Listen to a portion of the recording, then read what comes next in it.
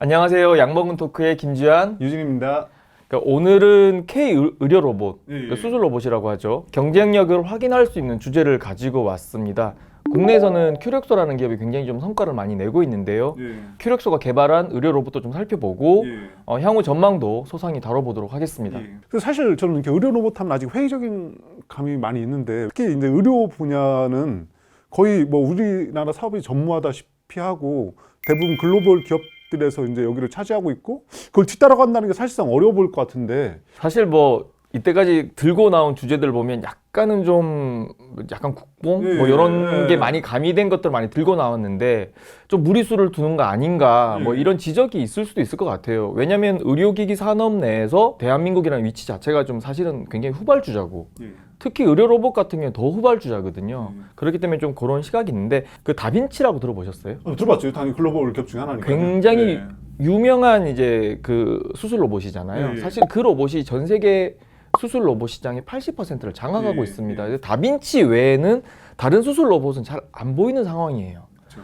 그러다 보니까 다빈치와 난장이 이런 느낌이 있다 보니까 조금 그런 생각을 하실 것 같은데 제 얘기를 조금 들어보면 예. 생각이 바뀌실 수도 있을 것 같아요. 그럼 먼저 이제 그런 뭐 큐렉스만의 어떤 뭐 특별한 기술 뭐 이런 걸 좀 먼저 설명해 주시죠. 기술도 뭐 좀 설명을 드리겠지만 좀 예. 시장을 먼저 좀 얘기를 먼저 시장을 좀, 예, 예. 먼저 얘기를 좀 드리고 싶은 게 이 다빈치가 많이 알려진 게 뭐냐면 이 다빈치는 이제 복강경 수술 로봇이거든요. 예. 말이 굉장히 어려운데 우리 보통 이제 외과 수술한다고 하면 절개를 하잖아요. 그렇죠. 절개를 해서 의사들이 이제 수술 도구를 집어넣어서 치료를 하지 않습니까? 수술을 하고 다시 이제 꿰매고 사실 기존에 이게 이제 종래 이제 수술 방식이었는데 이렇게 하다 보니까 중간에 출혈도 너무 많고 절개를 하다 보니까 또 세균에 감염도 되고 또 회복도 더디고 수술 이후에 예후도 별로 안 좋고 기존의 수술 방식이 이랬는데 이제 다빈치가 뭘 했냐면 이제 몸을 절개하는 것 대신에 몸에 이제 구멍을 2개를 뚫어요. 작은 구멍 2개를 뚫습니다. 하나는 카메라를 집어넣고 하나는 수술 도구를 집어넣어서 그 카메라를 보면서 수술을 하는. 그러니까 몸을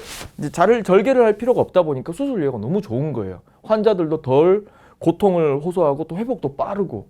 그래서 이제 이게 각광을 받으면서 이쪽 로봇 시장이 굉장히 많이 이제 커진 겁니다. 이게 이제 복강경 수술 로봇 시장인데 의료 로봇 시장이 이제 복강경 수술 로봇 시장 중심으로만 커왔어요. 기존의 외과 수술을 이제 절개 수술을 복강경 수술 로봇으로 대체하는 그 시장으로 커져 오다 보니까 다빈치가 많이 부각이 된 거예요. 근데 이제 시간이 좀 많이 지났지 않습니까? 지금은 척추 수술, 인공관절 수술 여러 가지 이제 어떤 수술하는 것들이 기존에 뭐 사람으로 하던 그런 인력으로 하던 것들이 로봇으로 좀 대체가 돼가는 그런 과정에 있다라고 생각을 해주시면 될 것 같아요. 그래서 좀 의미가 있다. 그럼 이제 이런 다빈치가 차지하는 규모가 얼마나 되고 이제 전체 시장은 어떻게 흐르고 있는지 한번 설명해 주셔야 될 것 같아요. 이게 뭐 조사 기관마다 좀 편차가 있더라고요. 예. 그게 이제 각 기업마다 자기 매출 규모를 좀 숨기고 왜냐면 뭐 모든 기업이 다 상장 기업은 아니잖아요. 예. 이게 비상장 기업이다 보니까 그런 건데 자료를 좀 보게 되면 예. 32억 달러에서 54억 달러, 그러니까 올해 기준입니다. 그러면 이제 뭐 우리나라 돈으로 따지면 한 3조 8천억에서 한 6조 6천억 정도 되는 의료 로봇 시장 규모가 그 정도 되는 거고요. 그 중에 아까 말씀드렸던 다빈치가 한 80% 정도 차지하고 있습니다. 근데 이제 어떻게 됐건 아까 말씀 80%이 시장의 80%를 다빈치가 가지고 있고 실제로 얼마 남지 않는 시장이잖아요. 이제 금액으로 따지면 큐렉소가 진출해서 경쟁해서 일단은 그 시장을 가져올 수 있는지랑 또 한편으로는 이 시장을 뭐 진출해서 그 좁은 시장을 만약에 가지고 나눠 먹는다고 하면 그게 의미가 있는 건지. 그러니까 이게 모든 로봇들이 모든 수술 로봇들이 모두 다 복강경 그 수술 로봇을 제조를 한다라면 지금 하신 지적이 타당해요. 왜냐하면 아까 말씀드렸던 80%를 다빈치가 가져가고 나머지 20%를 계산을 하면 사실 7,600억에서 뭐 1조 한 3천억 정도밖에 안 되는 시장이거든요. 그래서 그렇게 생각하면 그런데 지금 큐렉소 같은 경우에 복강경 수술 로봇을 하지 않습니다. 인공관절이나 척추 수술 로봇, 보행 재활 로봇 이런 것들을 하거든요. 근데 복강경 수술 로봇 다음의 시장이 뭐냐면 인공관절과 척추 쪽이거든요. 그게 두 번째 시장 규모를 형성하고 있는데 복강경은 시장이 이만큼 성장을 했다라면 나머지 인공관절과 척추는 이제부터 시작하고 있거든요. 그래서 뭐 8대 2의 시장을 놓고 봤을 때 이 2를 놓고 2의 파이를 놓고 로봇 기업들이 다툰다라기보다는 다른 시장에서 지금 어떻게 보면 로봇을 제조를 하고 있고 연구 개발을 하고 있다. 그렇게 생각을 해주시는 게 맞아요. 이제 글로벌 의료 시장 상황은 이제 충분히 이해가 됐는데, 근데 큐렉소 의료 로봇 자체의 경쟁력을 좀 자세히 설명해 주셨으면 좋겠는데요.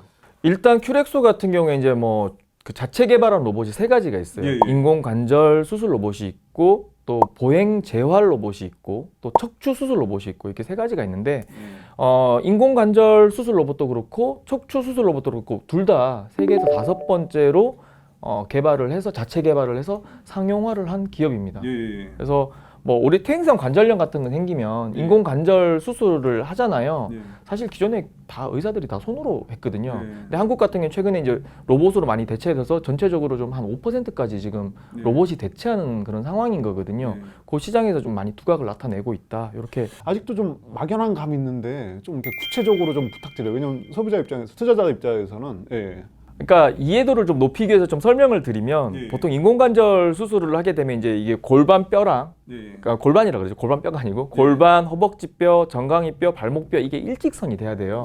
그리고 그 사이에 이제 인공관절을 이제 집어넣어야 이물감을 느끼지 않습니다. 이게 넣는지 안 넣는지 이게 뭘 하나 이게 무릎 사이에 들어와 있다고 느껴지면 되게 생활하는데 불편하잖아요. 그럴 때마다 이게 느껴지는 거기 때문에. 근데 이 퇴행성 관절염이 되면 다리가 이렇게 O자로 바뀝니다. 그러면 O자로 바뀐 거에다가 그대로 이제 수술을 하면 안 되고 이거를 일직선으로 맞춰줘서 깎아내야 돼요. 뼈를 깎아내서 그 인공관절을 삽입을 해야 되는데 의사가 손으로 하게 되면 그날 의사 컨디션이 굉장히 안 좋거나 또 나이가 좀 드시거나 뭐 컨디션이 안 좋아서 뭐 손이 많이 떨린다거나 이래서 만약에 2, 3도 정도 차이가 나버리면 불편한 거예요. 이게 수술이 잘 안 돼서 이물감도 느끼고 또 전체적으로 좀 굉장히 관절 쪽에 이제 스트레스를 많이 주게 되는 건데 수술 로봇이 깎게 되면 오차가 없는 거예요. 1도 이내로 깎아야 되는 거거든요. 그 일직선을 딱 놓고 0도라고 봤을 때 최대 오차 범위가 1도 이내여야 되는데 잘못하게 되면 2, 3도 되는 경우가 꽤 있다는 거죠. 그래서 이제 이 인공관절 그 수술 로봇이 굉장히 각광을 받고 있고 이쪽으로 수술이 대체가 되고 있는 거거든요. 그래서 이제 이런 로봇들이 나오기 시작한 거고 큐렉소도 전 세계에서 5번째로 이 로봇을 만든 거고 국내는 우리나라는 그래도 좀 이제 어떻게 보면 국민 소득도 굉장히 많이 올라가고 경제력 자체가 많이 올라갔잖아요. 그러다 보니까 이제 사람 수술에서 이제 로봇 수술로 좀 대체돼가는 그런 분야에 있는 겁니다. 근데 그렇다면 이게 정확도면 기존보다 확실히 더 나아질 텐데 이런 퍼센테이지나 이런 뭐 자료 같은 게 있나요? 여기 제가 이미지를 하나 가지고 왔는데 이 이미지를 보시면 로봇이 한 수술과 그 사람이 한 수술이 차이가 있거든요. 로봇에서는 굉장히 정확하게 일직선이 인공 관절과 관절 사이에 이제 그 일직선이 맞춰지는데 사람이 했을 때는 이런 오차가 생길 수 있다는 거죠. 확실히 그러니까 수술을 놓고 봤을 때 뭐 왼쪽은 굉장히 잘 된 수술, 오른쪽은 좀 잘 안 된 수술 이렇게 평가할 수 있는데 로봇에서는 잘 수술이 안 될 확률이 거의 없다는 거죠. 그래서 그런 측면에서 이제 이게 조금 더 그 환자들 입장에서는 좀 선호도가 높은 것 같고요. 의사 입장에서도 사실 뭐 우리 병원에서 수술했는데 그 성공하는 수술이 많으면 더 좋은 거잖아요. 그래서 그런 측면에서 좀 선호도가 높아져서 도입하는 병원들이 계속 늘고 있습니다. 로봇이 그럼 뭘 하느냐? 뼈를 더 깎아라, 더 깎지 말아라, 이 부위에 더 깎아라. 이거를 계속 코칭을 해주고 가이드를 해줘요. 수술하는 동안에. 여전히 이제 사람의 실수가 여전히 남아 있는 거잖아요. 그 수술에서 로봇 수술이라고 해도. 그러니까 우리가 생각하는 로봇의 개념에서는 조금 저는 멀다라는 생각이 있는데, 근데 큐렉소 같은 경우 어떤 상황이냐면 로봇이 알아서 다 깎아줍니다. 사람 몸을 CT로 딱 찍잖아요. 그러면 그 몸에 맞춰서 로봇이 계속적으로 수술 시뮬레이션을 돌려요. 그 데이터를 가지고. 그리고 CT 그 화면과 환자 몸을 딱 일치시켜 놓으면 로봇이 알아서 왔다 갔다 하면서 다 뼈를 깎고 수술을 직접 진행을 합니다. 사람이 전혀 개입을 하지 않아요. 그러니까 큐렉소가 그런 측면에서 굉장히 좋고 제가 자료 화면 하나 가지고 왔는데 아까 인공관절에서 큐렉소가 전 세계 5번째 상용화가 됐다고 했잖아요. 근데 경쟁사, 주요 경쟁사까지 해서 4개가 나와 있는데 나머지 보시면 요 메서드라고 돼 있죠. 커팅. 다 패시브. 다 사람이 그 하단 그림 보면 드릴을 다 손에 쥐고 있어요. 근데 여기 보면 오토매틱이라 되어 있고 드릴이 따로 나와 있죠. 이게 정말 전 자동으로 이렇게 진행을 합니다. 뭐 현대자동차 공장 보면 막 로봇들이 막 공장 찍어내잖아요. 그 정도 기존의 기술은 그 정도 수준이었는데 이건 정말 미래 기술에 가까운 거라고 설명해도 되는 건가요? 아니죠. 우리가 생각하는 그 보통 자동차 공장 보면 산업용 로봇이 알아서 막 이렇게 자동차 조립하고 막 하잖아요. 그런 화면들 많이 보잖아요. 그 개념에 가장 가까운 게 큐렉소 그 인공관절 수술 로봇인 거죠. 거기에 더 가까운 기술, 이게 뭐니까 정말 이제 자동으로 그런 기술이 된다고. 예를 들어서 지금 다른 로봇은 거기에 비교를 하자라면 알려주는 거죠. 문짝을 저기에 끼워라, 유리를 저기에 끼워라 알려주는 거고 노동자들이 직접 이렇게 하는 개념이라면 큐렉소 같은 경우는 정말 우리가 보는 뉴스 화면에서 보는 산업용 로봇처럼 알아서 부품 가져다가 조립하고 나사 쪼고 하는 그런 수준까지 하고 있다는 거죠. 그 2020년에 신제품이 나왔죠. 시장의 반응도 좀 뜨거울 것 같은데 좀 어떤가요? 이 회사 역사를 좀 알 필요가 있는데요. 처음에는 이제 이 회사 보면 1992년에 아마 설립됐을 거예요. 처음에는 무역업을 했어요. 무역업을 하다가 2010년대 초반에 이제 의료 로봇 하는 회사를 하나 인수를 했습니다. 그 로봇 역시 해외에서 수입된 로봇들이 있지 않습니까? 그런 것들을 판매하는 유통사에 거의 좀 불과했거든요. 근데 이제 2017년에 좀 중대한 변화가 생깁니다. 현대중공업의 의료 로봇 사업부를 인수를 해요. 사업부를 양수를 하는 겁니다. 그 편입을 한 거죠. 그러면서 그 인력과 기술을 그대로 흡수를 해서 자체 로봇을 개발하기 시작합니다. 그래서 2020년에 신제품이 나왔고요. 그러면 의료 로봇 시장은 굉장히 보수적이기 때문에 제품을 내놓는다고 해서 바로 팔리지 않거든요. 큐렉서보다 앞서 복강경 수술 로봇, 아까 다빈치 그 영역에서 로봇 만드는 회사가 있는데 제가 알기로는 지금까지 한 대인가 두 대인가밖에 못 팔았어요. 안 팔려요.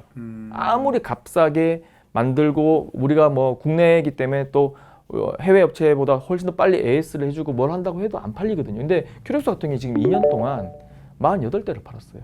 수출 물량도 12대인가 그래요. 그게 이제 보게 되면 뭐 미국도 있고요, 호주도 있고요, 인도도 있고 그렇습니다. 여전히 이 큐렉소에도 보수적인 시장이 어떤 큰 장벽처럼 느껴지는데 시장 공략이 이제 지금 뭐 당장 막 지금 수출이 늘고 있다고 하지만 투자자 입장에서는 이게 정말 폭발력을 가지고 있을까? 뭐 큐렉소는 뭐 어떤 다른 점이 있어서 이런 게 가능할까? 글로벌리 50대가 팔렸다라는 거는 의료적으로나 비즈니스적으로나 가치를 인정받았다는 거예요. 시장에서. 그 정도 팔리지 않겠죠. 만약에 그 정도 가치가 없었더라면. 그래서 그렇게 좀 의미를 좀 봤으면 좋겠고, 글로벌 시장의 이 회사가 굉장히 특징점이 뭐냐면 다른 그 인공관절 수술 로봇 같은 경우에는 다 무릎 임플란트 회사들이 다 소유를 하고 있습니다. 이제 예전에는 이제 인공관절을 다 사람 손으로 하다 보니까 임플란트 그 제품만 납품을 하던 회사인데 인공관절이 이제 로봇으로 대체가 된다는 걸 알게 되니까 이 회사들이 시장 점유율을 높이고 또 시장 경쟁력을 유지하기 위해서 이 인공관절 수술 로봇을 다 인수를 하나씩 했어요. 무릎 임플란트 회사들이 인공관절 수술 로봇 회사를 다 자회사로 가지고 있는 그런 형국이거든요. 근데 이제 이렇게 되면 문제가 뭐냐면 폐쇄형이에요. 그 임플란트만 쓸 수 있는 거예요. 그 로봇에는 다른 임플란트를 쓸 수 없는 그런 구조거든요. 근데 이 큐렉소 같은 경우에는 오픈 플랫폼입니다. 그래서 만약에 뭐 글로벌리하게 한 100개의 인공관절 임플란트가 있다라고 했을 때 이것과 다 호환이 돼요. 연동이 되고. 설명 들어보면 이제 호환이 가능한 이제 오픈 플랫폼이라는 뜻인데 그럼 이 시장에서 실제로 기존 시장과 완전히 이제 달라지게 되는 건데 어떤 식으로 이게 운영이 되는 거죠? 이 임플란트라는 게 사람에 따라서 이게 남녀노소 사용하는 게 다 다르거든요. 그러니까 약간 뭐 체중이 무거운 사람한테는 더 가벼운 걸 써야 되고 나이가 든 사람한테는 또 더 두꺼운 걸 써야 되고 뭐 이런 게 있어요. 근데 특정 회사 제품만 쓴다는 거는 수술하는 집도 입장에서 봤을 땐 굉장히 좀 제한돼 있는 거잖아요. 근데 이제 큐렉소 같은 경우 오픈 플랫폼이기 때문에 어떻게 보면 그 소수 몇 개 업체를 제외하고 나머지 모든 그 임플란트와 호환이 됩니다. 그래서 의사 입장에서 선택의 폭이 굉장히 넓어지는 거고요. 또 시장에서 어떻게 작용하냐 보게 되면 소위 말해서 이제 그 인공관절 수술 로봇 그 자회사를 가지지 못한 임플란트 회사들이 이게 호환이 되기 때문에 우리도 수술 로봇으로 임플란트 할 수 있어요라고 하면서 병원 관계자들을 만나서 대신 이걸 영업을 해주기도 하고요. 어떻게 보면 대리점 역할을 해주는 거예요. 큐렉소가 어떻게 보면 국내에서 중소기업인데 글로벌리 모든 어떤 병원들을 만나서 해줄 수는 없는 거잖아요. 그래서 이게 중요한 포인트가 뭐냐면 작년에 인도에서 6대가 나갔거든요. 큐렉소가. 근데 이 6대 모두 다 인도에 있는 유명 무릎 임플란트 업체가 다 영업을 해준 거예요. 자기네들이 임플란트를 특정 큰 병원에 이제 인도에 있을 거 아닙니까? 납품을 하면서 우리 로봇으로도 호환이 됩니다. 이것도 로봇 같이 하세요. 이게 훨씬 더 경제성이 좋고 시장성도 좋고 정확도도 높습니다 했을 때 반응이 있었다는 거예요. 그리고 지금 현재 올해 상반기 때 제가 알기로는 10대 정도가 지금 인도 수출 물량으로 잡혀 있거든요. 1분기 때. 그 10대 모두 다 이 인도 업체가 다 해준 거예요. 그러니까 소위 말해 영업을 대신해 주는 거예요, 지금. 그 임플란트 회사들이 이제 큐렉소 영업을 대신해 주는 이게 구조가 되는 거예요. 이런 게 가능한 영업, 이게 이런 게 가능한 사업이에요, 이런 게? 그러니까 다른 업체들 같은 경우는 다 폐쇄형이기 때문에 자기네들 임플란트를 계속 팔아먹기 위해서 수술 로봇 회사를 인수를 했다라면 큐렉소는 사실 이해관계가 없는 거잖아요. 그러니까 자체 로봇을 만든 건데 그러고 보니까 로봇 플랫폼을 가지지 못한 임플란트 회사들이 너무 많이 있고 이 회사들과 연계했을 때 시너지를 낼 수 있겠다라고 생각해서 그 포인트를 아주 전략적으로 공략을 잘 한 거죠. 그럼 기존의 제품들 아까도 여러 로봇이 있다고 하셨는데 다른 로봇에 대한 설명도 좀 해주셔야지 투자자들이 잘 이해할 텐데. 아까 로봇 제가 세대 있다 그랬는데요. 척추 수술 로봇 같은 경우에는 뭐 이미 이제 작년에 FDA 승인 받아서요. 미국에도 2대를 팔았어요. 야, 임펄퍼서. 예, 근데 미국 본토 시장에 이 로봇이 들어갔다는 건 사실 의미가 굉장히 크거든요. 그렇죠. 미국이 이제 거의 원조격이 시장이니까. 원조고 어지간한 제품 쓰지도 않습니다. 그래서 그 시장에 2대가 이미 침투를 했고 아마 거기서 이제 어떤 수술 이런 그 레코드가 좀 많이 쌓이면 히스토리가 쌓이면 앞으로 더 많이 늘어날 수 있는 그런 부분이 있고요. 보행 재활 로봇 같은 경우에는 이것도 참 기술이 참 좋아요. 다른 보행 재활 로봇이라는 게 이제 우리 뭐 병원 가면 이제 그 재활 이렇게 손으로 도와주고 하잖아요. 근데 기존의 로봇 보면 다 러닝머신처럼 돼 있어요. 그래서 직립 보행이 가능한 뛸 수 있는 사람들이 올라가서 약간 재활하는 그런 느낌으로 돼 있는데 사실 무릎을 못 쓰고 이런 사람들은 앉아 있는 사람들도 있잖아요. 그래서 큐렉소 거 제품을 제가 직접 보고 왔는데 앉아서도 이렇게 휠체어에 앉아서 움직이지 않고서도 충분히 이제 재활이 되게끔 돼 있고요. 뭐 기술적으로는 훨씬 더 좀 뭐라 그럴까 의료 현장의 의견을 많이 반영해서 제품이 많이 진보했다라는 생각이 들더라고요. 뭐 제품도 직접 보고 굉장히 좀 의미가 있다는 생각이 들었는데 지금까지 그 로봇이 뭐 판매는 많이 됐는데 보험 수가를 못 받았어요. 소위 말해서 이제 사람이 한번 치료를 해주면 5만 원인데 기계를 통해 가지고 하게 되면 병원에서 돈 10원도 못 받는 거예요. 하지만 그동안 왜 팔렸느냐? 우리 병원은 이런 다른 병원과는 좀 차별화돼 있다라는 마케팅 포인트로서 그동안 이게 제품이 팔렸는데 이게 2월 1일부터 그러니까 2월 달부터죠. 2월 달부터는 보험 수가가 적용이 됩니다. 그래서 의료비를 청구할 수 있어요. 환자한테. 한번 치료를 받으면 이 로봇을 사용해서 한번 치료를 받으면 5만 원인데 보험료는 25,000원 이렇게 이제 책정이 되는 거죠. 그래서 기존에는 마케팅 포인트였다라면 지금은 이 로봇을 도입해서 또 2년 또는 3년 정도 운영했을 때 BEP가 나온다라는 계산이 이제 만들어지는 거죠. 그래서 이 로봇도 좀 어떤 전환점을 맞이했다라고 이제 말씀드릴 수 있을 것 같아요. 그럼 지금까지 성장 속도 앞으로 이제 성장 속도가 다를 텐데 일단 지금까지 어떤 뭐 판매 동향이나 뭐 성장 뭐 이런 거를 한번 다시 정리하는 차원에서 설명해 주시면 감사하겠습니다. 굉장히 중요한 부분인데요. 그 2020년 이전에는 다 어떻게 보면 수입 제품이었어요. 그래서 판매 수수료를 벌어들인 거고 2020년부터는 자체 개발한 로봇을 이제 팔기 시작한 건데 2020년에 18대를 판매를 했고요. 이 중에 이제 수출 물량이 5대고요. 그리고 작년에 이제 30대를 판매했는데 수출이 7대, 국내에서 23대. 적은 게 아닙니다. 그리고 올해 이제 목표가 50대 잡혀 있는데 지금 수주 잔고가 12대가 있어요. 이미. 그 중에 10대가 1분기에 나갑니다. 그러면 우리가 이제 뭐 아직 실적 시즌도 아니지만 1분기 실적은 어느 정도 지금 숫자가 나왔다고 생각하셔야 되는 거예요. 10대는 이게 물량이 나가기만 하면 매출에 잡히는 거기 때문에 그런 상황인 거고 아까 인공관절 수술로 뭐 계속 제가 이야기 많이 드렸잖아요. 이거 같은 경우에는 지금 아직 미국 FDA 승인을 못 받았어요. 작년에 이제 그 풋모거가 신청 넣어가지고 지금 서류 작업이 되고 있는 상황인데 올 한 하반기 때 이제 그 허가가 나올 것 같아요. 정상적인 수순으로 간다라면 일정대로 간다라면 그러면 이제 FDA 허가를 받게 되면 지금 뭐 임플란트 업체들이 대신해 준다 그랬잖아요. 미국에서도 로봇이 없어가지고 못 해먹는 임플란트 회사들이 너무 많은 거예요. 허가만 받으면 우리가 알아서 다 해줄게. 병원에 다 집어넣어줄게. 이런 게 있는 거예요. 그래서 미국에도 지금 한 5대 정도 지금 목표를 가지고 있는데 어렵지 않다라고 합니다. 그래서 50대의 목표가 그렇게 허황된 건 아니고요. 근데 제가 이제 또 찾아보니까 저희 뭐 주식 시장을 좀 이렇게 챙겨서 보니까 시총이 한 2천억밖에 안 되더라고요. 최근에 조금 올라서 2천억대 후반까지도 간 것 같아요. 뭐 그 정도까지도 갔는데 두 가지가 이유가 있어요. 첫 번째는 이 회사를 헬스케어 업종이 아닌 제조업으로 보는 시각이 굉장히 강해요.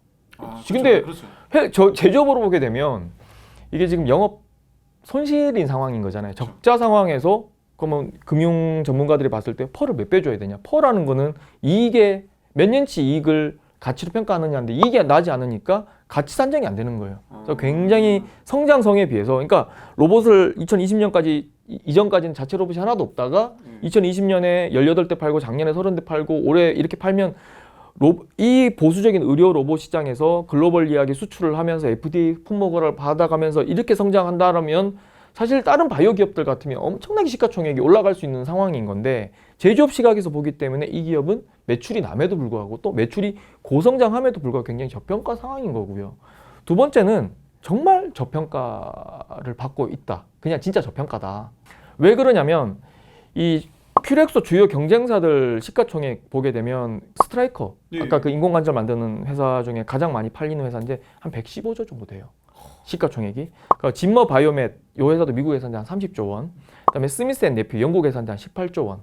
그다음에 이제 글로버스 메디컬 이 회사도 한 8조 원 정도 되거든요. 그러니까 격차가 너무 많이 나는데 그럼 시장 점유율에서 차이가 좀 나느냐? 별로 차이가 안 나요. 특히 그 아까 글로버스 메디컬 같은 게 시총 한 8조 정도 된다 그랬는데 큐렉소랑 그 시장 점유율 차이가 거의 없습니다. 올해 2021년 집계가 안 나와서 제가 정확하게 모르겠는데 큐렉소는 2021년에 2020년 대비해서 한 2배 정도 늘었거든요. 2020년 통계로 봐도 큰 차이가 없었는데 작년에 글로버스 메디컬이 얼마나 올라갔는지 모르겠는데 만약에 뭐 비싼 수준을 했다라면 사실 엄청난 격차가 지금 일어나고 있는 거죠. 상당히 저평가됐다는 걸 알겠어요. 그럼 상대적으로 투자자들 입장에서는 정말 미래 가치가 있는 기업인 거잖아요. 근데 문제는 이게 언제 모멘텀이 될 것이냐인데, 그럼 이 기업이나 아니면 또 다른 시장에서 이 기업이 언제쯤을 모멘텀을 보는 거예요? 이게 정말 좀 포인트를 봐야 될 게 뭐냐면 아까 그 무릎 임플란트 회사들이 대부분 다 인공관절 수술 로봇 회사를 다 인수를 했다 그랬잖아요. 그 인수한 시점이 언제냐면 글로벌리 다 50대 정도 로봇을 판매했을 때입니다. 50대라는 의미는 뭐냐면 아까도 말씀드렸지만 비즈니스적으로, 의료적으로, 환자한테도 마케팅적으로도 다 가치가 있고 의미가 있다는 얘기거든요. 그 포인트가 50대인데 큐렉소가 작년까지 48대 팔았잖아요. 그리고 지금 수주장고 12대까지 하면 지금 60대인 거잖아요. 올 1분기까지 보게 되면 거의 60대인데 그럼에도 불구하고 이 저평가돼 있는 게 뭐냐. 실질적으로 미국에서 그 경쟁력을 증명을 해야 된다. 그러니까 지금 인도네, 호주네, 중국이네, 대한민국이네 이런 의료 어떻게 보면 기기 후진국에서 성과 낸 거에 대해서는 글로벌리 시장에서 평가하지 않는다. 그럼 지금 이제 작년에 척추 로봇 같은 게 FDA 승인 받고 2대 나갔다 그랬잖아요. 올해 인공관절 5대 나가고 내년에 또 몇 대 나가고 해서 미국에서 최소 20대, 30대 정도 레코드가 좀 쌓이면 또 수술 횟수가 좀 계속 누적이 되면 분명히 좀 재평가 받는 시점이 올 거라는 생각이 들고요. 그래서 결국에는 미국에서 승부 봐야 된다는 생각이 들어요. 그 타이밍 때문에 지금은 저평가돼 있다. 시점을 좀 얘기를 드리자라면 그 주력 제품이 아직은 인공관절 수술 로봇이거든요. 근데 이 제품이 올 하반기 때 어떻게 보면 그 승인이 나기 때문에 진검승부는 사실 올해보다 내년 정도 생각을 하시면 될 것 같아요. 그래서 투자자들도 조금은 그 긴 시각에서 좀 보실 필요는 있을 것 같아요. 근데 아까도 말씀드렸지만 미국에서 20대 파는 시점, 30대 파는 시점, 그 시점이 어떻게 보면 저평가가 해소되는 시점이라고 보거든요. 그러면 그 시점을 정확하게 우리가 좀 정확하게는 모르겠지만 어느 정도 예상을 좀 해보자라면 그게 내년 말 또는 내후년 정도 되지 않을까라는 생각이 듭니다.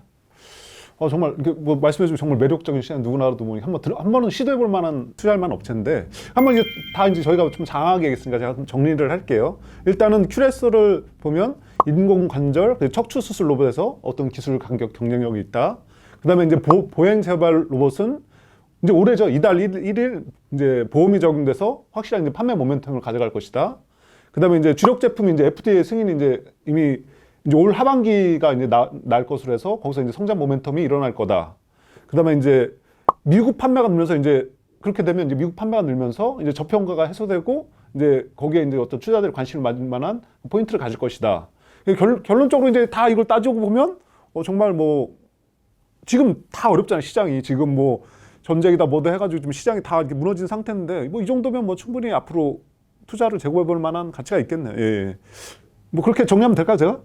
굉장히 정리 잘 해주셨고요. 사실 큐렉소 관련해서 제가 최근에 기사 한 4개 정도 썼어요. 그래서 인터뷰 기사도 쓰고 뭐 대해부라고 해서 이제 시리즈 1, 2, 3를 썼는데 처음에 기사 쓸 때만 해도 시총이 한 2천억 정도였거든요. 근데 이제 저평가 요 내용도 놓고 또 로봇이 가진 어떤 기술의 어떤 특장점, 그것도 가격 경쟁력, 글로벌 경쟁 상황 이런 것들 다 쓰면서 주가가 한 6,000원이었던 게 한 8,500원까지 올랐더라고요. 이렇게 또 잘 해보. 야 이게 본인 자랑이신가요, 갑자기? 근데 그만큼 시장에서 이제 공감을 했다라는 의미인 거잖아요. 그래서 투자자분들께서 뭐 잠깐 올라왔고 주가라는 건 변동성이 있는 거니까요. 그 타이밍을 이야기하자는 게 아니라 조금 더 긴 시각에서 긴 안목에서 이 기업을 한번 바라봐 주시면 아마 굉장히 좋은 성과가 있지 않을까라는 생각이 들어서 또 그런 기업을 소개시켜드리고 싶어서 들고 나왔습니다. 오늘도 정말 재밌는 기업, 또 유익한 기업 가져오셔서 감사합니다. 오늘 이제 큐렉소라는 이제 의료 로봇 회사의 경쟁력에 대해서 잘 살펴봤고요. 다음에도 더 좋은 내용 저희도 이렇게 준비해 보겠습니다. 감사합니다. 그리고 저희가 광고할 게 있죠? 말씀해 주시죠. 아, 저희가 이제 파미데일리 홈페이지를 작년 한 5월 정도에 개설을 했어요. 예. 이제 이데일리에서 자체적으로 이제 제약 바이오 기사만 묶은 홈페이지를 만들었고 거기에 굉장히 이제 투자자를 위한 어떤 바이오 제약 기사가 많이 있습니다. 그래서 많이 좀 찾아주시고요. 투자에 분명히 도움되는 그런 내용들이 있으니까요. 꼭 오셔가지고 많이 좀 참고를 하셨으면 좋겠습니다. 남들보다 먼저 찾아볼 수 있다는 게 특장점이죠. 저희 파미데일리가. 그죠? 네, 맞습니다. 투자에 큰 도움이 되는 것 같아요. 그리고 하여튼 앞으로 이제 파미데일리도 많이 관심 가져주시고요. 양모건 토크도 애청 부탁드립니다. 그리고 잊지 마시고 좋아요, 구독 부탁드립니다. 감사합니다. 감사합니다.